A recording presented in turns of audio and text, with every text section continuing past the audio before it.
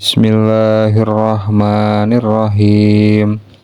Qala al-musannifu rahimahullah wa nafa'ana bihi wa bi ulumihi fid dharaini amin. Faslun ari ieu eta hiji pasal. Suwaru kudwati ari pirang-pirang gambaran ngamakmum. Tis'un eta aya salapan. Tasihu sah itu ngamakmum pihomsin dina 5. Kudwati rojulin tegesna hiji ngamakmumna lalaki birojulin kalalaki.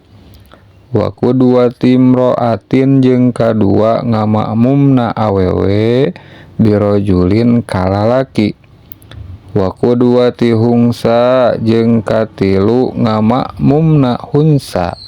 Hunsa teh upami seueur nu ngahartosan teh banci atau upami bahasa Sunda mah wandu, tapi nu dimaksud hunsa teh sanes pamegat janten istri atawa istri janten pamegat atawa nu istilah aya nama transgender sanes, tapi hunsa mah ieu hiji jalmi anu lahir ngagaduhan kelamin ganda disebatna teh hunsa.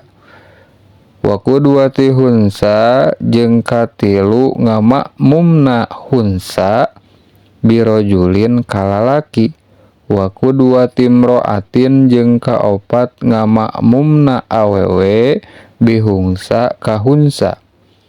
Wa kudwati imro'atin jeung kalima ngamakmumna awewe bimro'atin ka awewe. Watabtulu jeung batal itu ngamakmum pi arba'in dina 4. Kudwati rojulin tegesna hiji ngamakmumna lalaki bimro'atin ka awewe. Wa kudwati rojulin jeung kadua ngamakmumna lalaki bihunsa ka hunsa. Wa kudwati hungsa jeung katilu ngamakmumna hunsa bimro'atin ka awewe. Wa kudwati hunsa jeung kaopat ngamakmumna hunsa bihunsa ka hunsa. Wallahu a'lam bishawab.